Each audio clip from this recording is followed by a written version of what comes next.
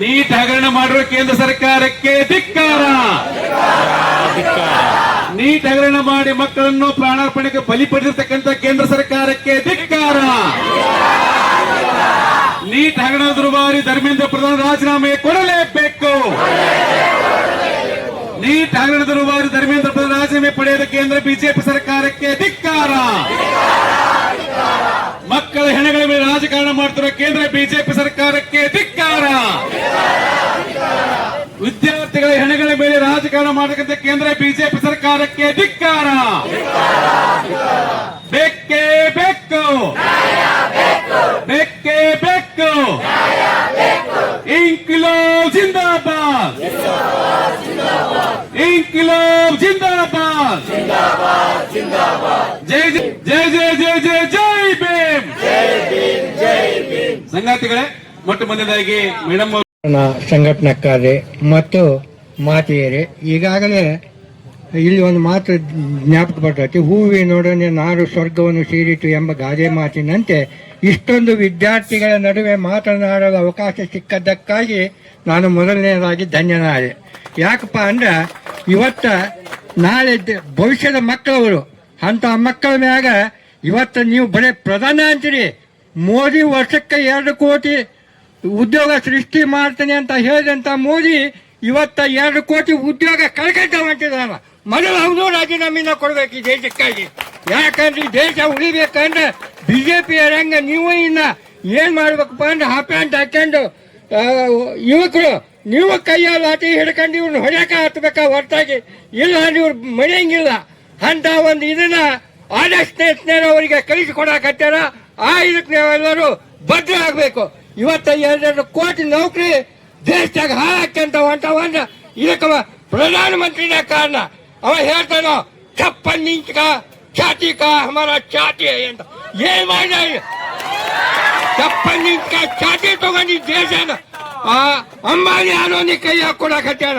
ನಿಮ್ಮ ಒಬ್ಬ ನೀಟ್ ಪರೀಕ್ಷೆ ವಿದ್ಯಾರ್ಥಿಗೆ 5 ಕೋಟಿ ರೂಪಾಯಿ ಕೊಟ್ಟರೆ ನಮಗೇನು ಕಮ್ಮಿ ಅಲ್ಲ. ಒಬ್ಬ ಅದಾನಿ ಅಂಬಾನಿ ಒಂದೊಂದು ಸ್ಥಳ 4 ಲಕ್ಷ 5 ಲಕ್ಷ ಕೋಟಿ ಮನ್ನಾ ಮಾಡಕತ್ತಾನ. ನಿಮಗೇನು 1 ಲಕ್ಷ ಕೋಟಿ ರೂಪಾಯಿ ಹೋಗಂಗಿಲ್ಲ. ಅಂತ ಮಾಡಕ್ ತಯಾರಿಲ್ಲ. ಅದಾನಿ ಅಂಬಾನಿ ಬೆಳೆಸ್ಕೊಂಡು ನೋಡ್ರಿ. ಒಂದು ಇವತ್ತ ಮೊಬೈಲ್ ಮೊದಲು ಏನಿತ್ತು ಕರೆನ್ಸಿ ವಿಚಾರ ಮಾಡ್ರಿ. ನೀವು ಸ್ಟೂಡೆಂಟ್ಸ್ ಅದಿರಿ, ಇವತ್ತು ವಿಚಾರ ಮಾಡ್ರಿ. ಅವತ್ತು ಏನಿತ್ತು ಚಾರ್ಜು, ಇವತ್ತು ಎಷ್ಟು ಏನೈತಿ. ಇವತ್ತು ಬಂದ್ ಆತನ ಮೊದಲ ಫೋನಿಗೆ ಕರೆನ್ಸಿ ಅಷ್ಟು ಅವಶ್ಯ ಇದ್ದಿಲ್ಲ. ಈಗ ಕರೆನ್ಸಿ ಹಾಕ್ಲಿಲ್ಲ ನನ್ನ ಮಾತಾಡಕ್ ಬರಂಗಿಲ್ಲ. ಎಷ್ಟು ಜನ ನನ್ನ ಬಗ್ಗೆ ವಿಚಾರ ಮಾಡ್ರಿ. ಇವರಿಗಾಗಿ ನಾವು ಪ್ರಧಾನಮಂತ್ರಿ ಈ ದೇಶಕ್ಕೆ ಮಾಡೇವ. ನಮ್ಮ ಹಿತಕ್ಕಾಗಿ ನಾವು ಪ್ರಧಾನಮಂತ್ರಿ ಮಾಡಿದಂತ ಪ್ರಧಾನಮಂತ್ರಿ ಈ ದೇಶದ ಎಲ್ಲಾ ಲೂಟಿ ಹೊಡೆದ ಅಂಬಾನಿ ಅದಾನಿ ಟಾಟಾ ಬಿರ್ಲಾ ಅಂತರಿಗೆ ಪ್ರೈವೇಟ್ ಕಂಪನಿ ಮಾರಾಟ ಮಾಡಿ ಈ ದೇಶ ಲೂಟಿ ಹೊಡೆಯಂತ ಕೆಲಸಕ್ಕೆ ಅಣಿ ಆಗ್ಯಾನ. ಅಂತ ಪ್ರಧಾನಮಂತ್ರಿ ರಾಜೀನಾಮೆ ಕೊಡ್ಬೇಕ ಹೊರತಾಗಿ ಇವರೆಲ್ಲರೂ ಚಮಚಗಳು ಇಲ್ಲಿಂದ ಕೊಡ್ತಾರ. ಅವ್ರ ಬಗ್ಗೆ ಮಾತಾಡೋಂತ ಅವಶ್ಯ ಏನ ಇಲ್ಲ. ಮೊದಲು ಪ್ರಧಾನಮಂತ್ರಿಗೆ ರಾಜೀನಾಮೆ ಕೊಡಂತ ಕೆಲಸಕ್ಕೆ ತಾವೆಲ್ಲ ಯುವಕರು ಮುಂದಾಗಬೇಕು ಅಂತಕ್ಕಂಥ ಮಾತನ್ನ ಹೇಳ್ತಾ, ಯಾಕಂದ್ರೆ ನಾ ಮಾತಾಡಕತ್ತಿರ್ ಬೇತಂಕನು ಮೈಕಿನ ಮಾತಾಡ್ತಾನೆ. ಆ ಕಾರಣದ ಅದು ಬೇಡ.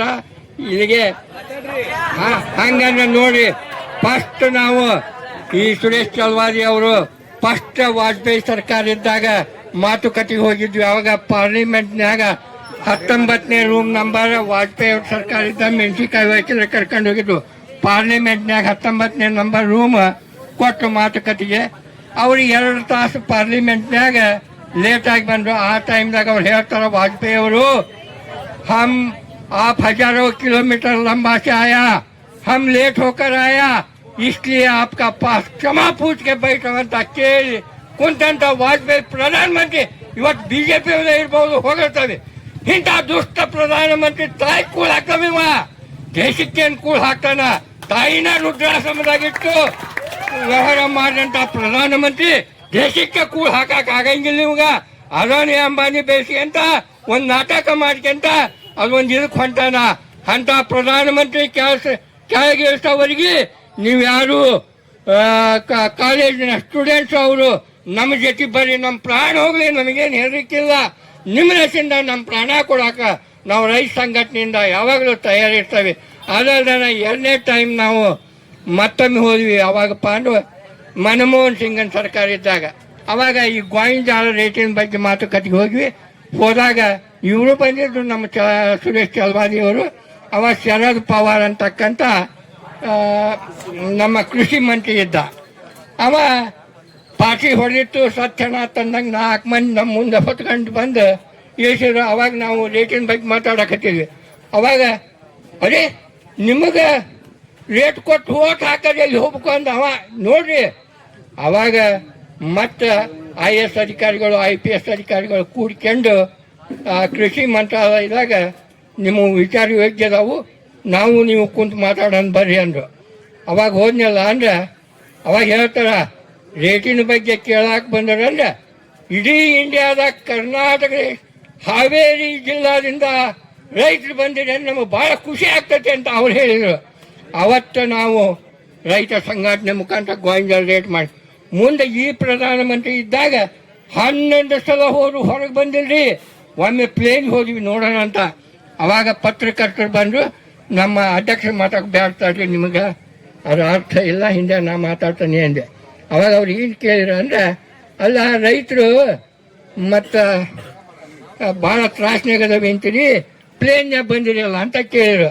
ಅವಾಗ ನಾವು ಉತ್ತರ ಏನು ಹೇಳಿದ್ನಪ್ಪ ಅಂದ್ರೆ, ಇಲ್ಲ ಟಾಟಾ ಬಿರ್ಲಾ ಅದಾನಿ ಅಂಬಾನಿ ಪ್ಲೇನ್ಯಾಗ ಬಂದಾಗ ಸಾಲ ಮನ್ನಾ ಮಾಡ್ತಿರಲ್ಲ, ಅದಕ್ಕೆ ನಾವು ಅಲ್ಲಿ ಸಾಲ ಸೂಲ ಮಾಡ್ಕೊಂಡು ಪ್ಲೇನ್ ಹತ್ಕೊಂಡು ಬಂದವಿ, ನಮಗೂ ಸಾಲ ಸೂಟ್ ಮಾಡ್ತೀನಿ ನಾನು ಅಂತ ವಿಚಾರ ಇಟ್ಕೊಂಡು ಇಲ್ಲಿ ತನಕ ಬಂದ್ವಿ ಅಂದಾಗ ಮತ್ತೆ ಇದಾತು. ಮುಂದೆ ಈ ಪ್ರಧಾನಮಂತ್ರಿ 11 ಸಲ ರೈತರ ಜೊತೆ ಮಾತಾಡಕ್ಕೆ ಬಂದಿದ್ರಿ. ಸುಳ್ಳ ಗುಂಡಾಗಳು ಅಂತ ಇವರೊಂದಿಷ್ಟು ಮಂದಿ ಹಿಂಗೆ ಚಮಚಾಗಳು ಅದಾರ, ಬರೇ ಗುಂಡಾಗಳು ಬಂದಾರ. ಅವ್ರು ರೈತ ಅಲ್ಲ ರೀ, ಲಕ್ಷ ಗಂಟೆ ಐತೇನ್ರಿ ಗುಂಡಾಗಳು ಹೋಗಕ್ಕೆ ಸಾಕೈತೇನ್ರಿ? ಗುಂಡಾಗಳು ಲಕ್ಷ ಗಂಟೆ ಮಂದಿ ಹೋರ ಪ್ರಧಾನಮಂತ್ರಿನ ಅಲ್ಲೇ ಲೂಟಿ ಮಾಡಿಬಿಡ್ತಿದ್ವಿ. ಆದ್ರೆ ನಾವು ನಿಜವಾಗಿ ರೈತರು ಇದ್ದಕ್ಕೆ ಅವ್ರನ್ನ ಇದನ್ನು ಮಾಡೋಕ್ಕಾಗಲಿಲ್ಲ. ಇಂಥ ಪ್ರಧಾನಮಂತ್ರಿ ಈ ದೇಶಕ್ಕೆ ಅನಿವಾರ್ಯ ಇತ್ತ. ಎಲ್ಲವೂ ನೋಡಿ, ಎಲ್ಲ ಟ್ರೇನು ಏರೋಪ್ಲೇನ್ ಎಲ್ಲ ಮಾರಾಟ ಮಾಡ್ಯಾರ ಖಾಸಗಿಯವರಿಗೆ. ಇವತ್ತು ನಾಳೆ ಈಗ ಕೆಬಿನೂ ಮಾರಾಟ ಮಾಡಕ್ಕೆ ಹೊಂಟಿದ್ರು.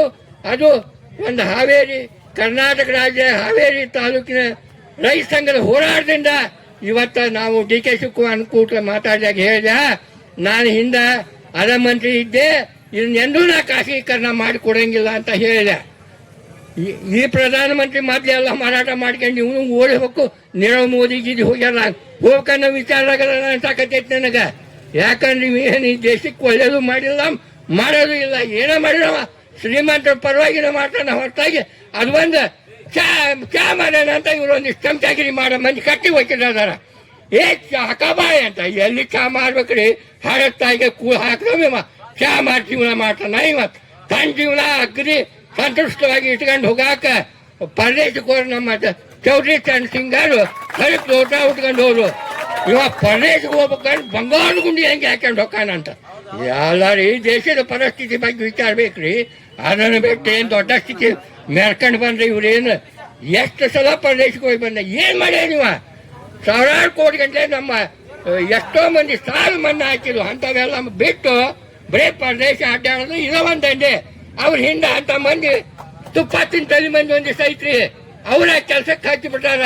ನೀವು ಹೋಗೋ ನಾವಿಲ್ಲಿ ಲೂಟಿ ಹೊಡ್ಯಾಕ ಅಯೋಧ್ಯ ಮಂದಿರದಾಗ ಹೊಡಿತೇವಿ. ಇತ್ತಾಗ ಎಲ್ಲ ಮಂದಿರದಾಗ ನಮ್ಮ ಬಿಟ್ಟು ಬಿಡು ನೋಡೋರು ಹುಂಡಿ ಹೊಡ್ತ ನಾವು ಅವನಿ ಏನು ಉಳಿದೆ.